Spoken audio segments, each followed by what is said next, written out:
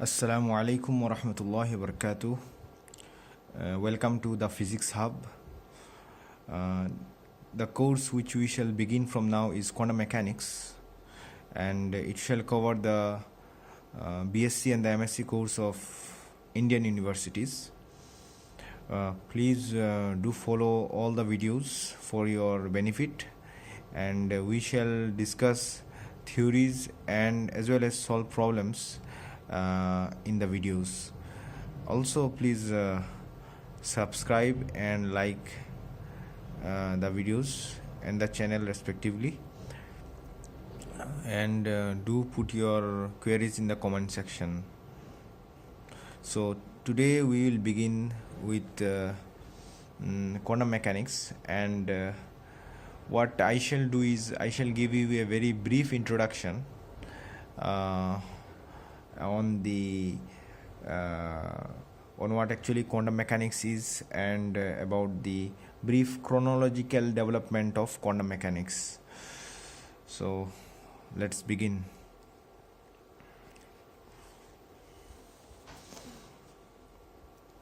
So you can see what is basically quantum mechanics. So quantum mechanics, you see, can be thought as roughly as the study of physics on a very small length scales.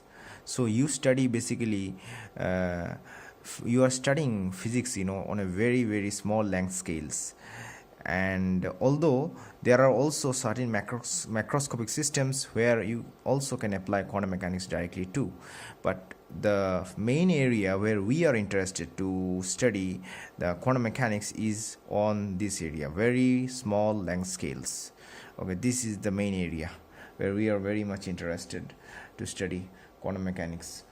Okay, so just telling you briefly, the formulation of this field, quantum mechanics, began in 1925 with the culmination, okay, of the search that began around 1900s for a rational basis for the understanding of the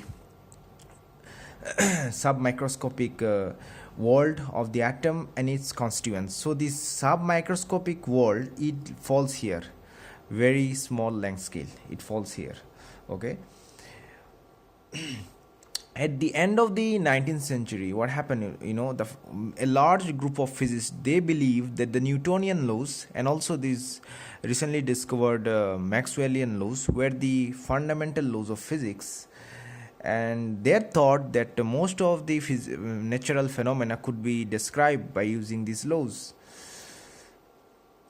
So there was little or no reason to suspect the existence of any limitation on the validity of these theories, which constitute what we now call as classical mechanics.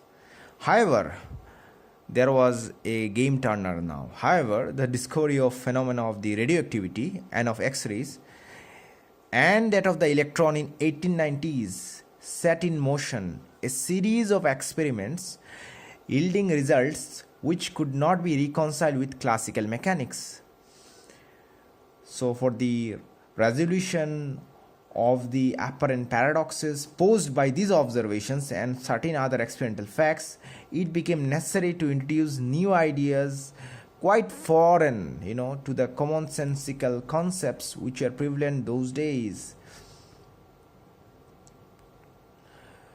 So it was this revolution in concepts which led to the mathematical formulation of quantum mechanics that had an immediate and spectacular success in the explanation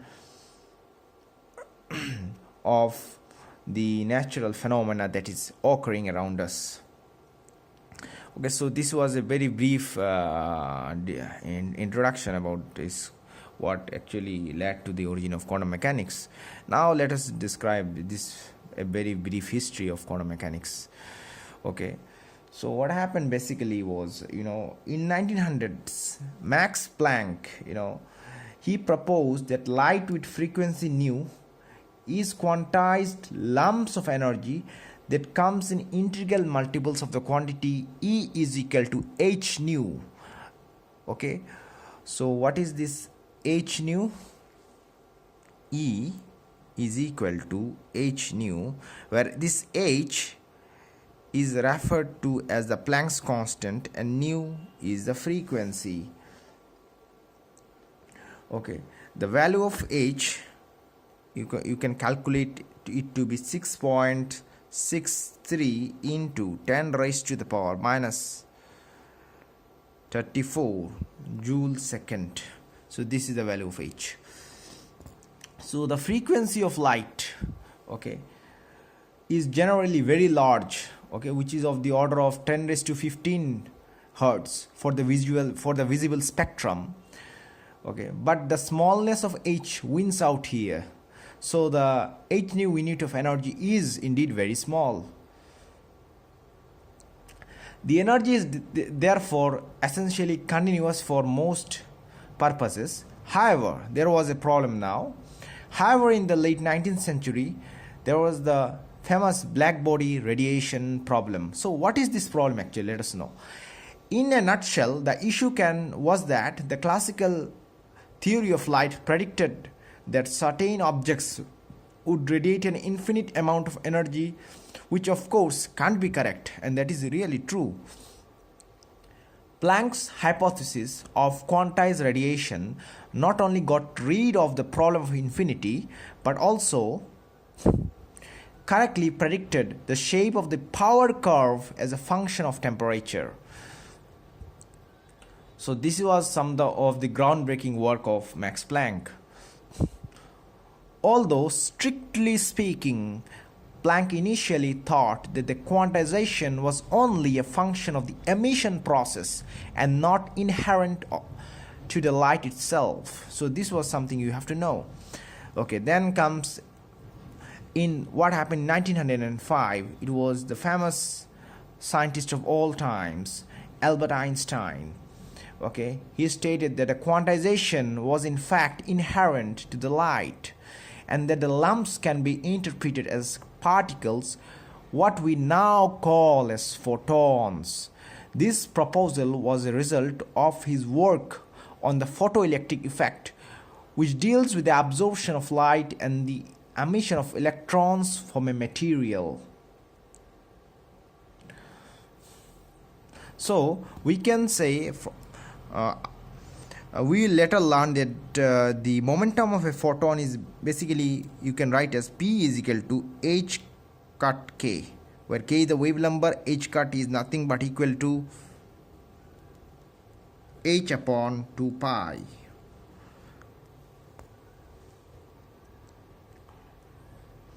And then you see in what happened in 1913 Bohr, he came up with the idea that electrons in atoms have wave-like properties.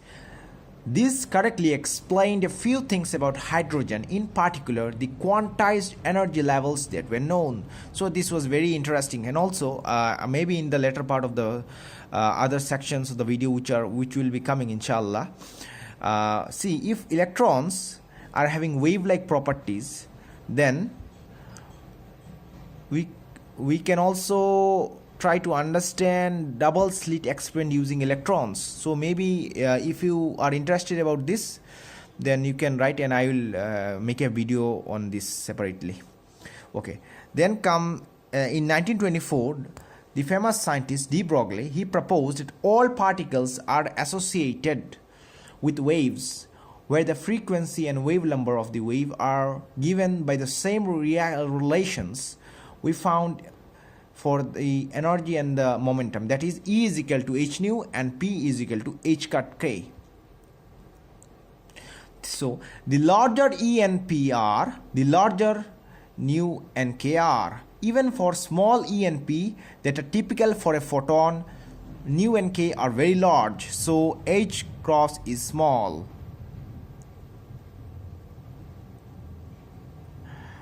The fact that any particle has a wave associated with it leads to the so-called wave-particle duality.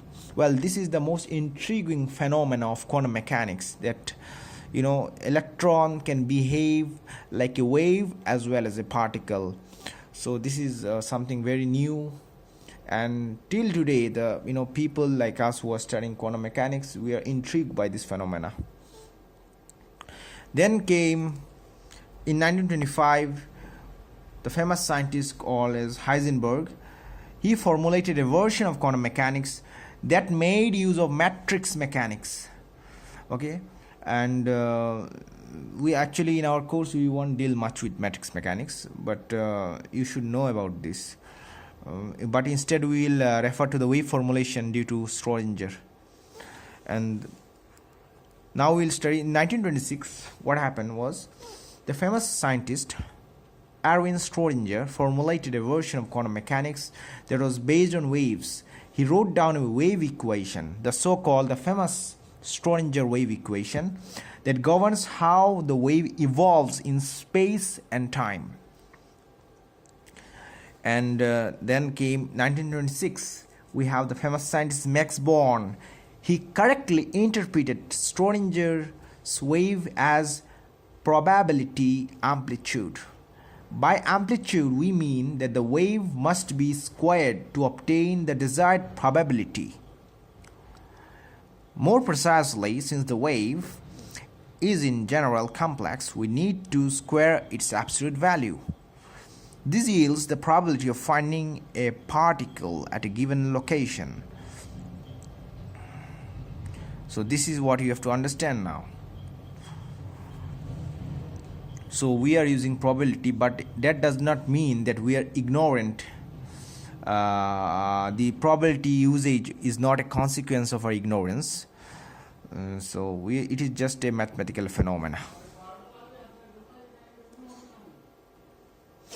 So we come here to Dirac, Professor Paul Dirac.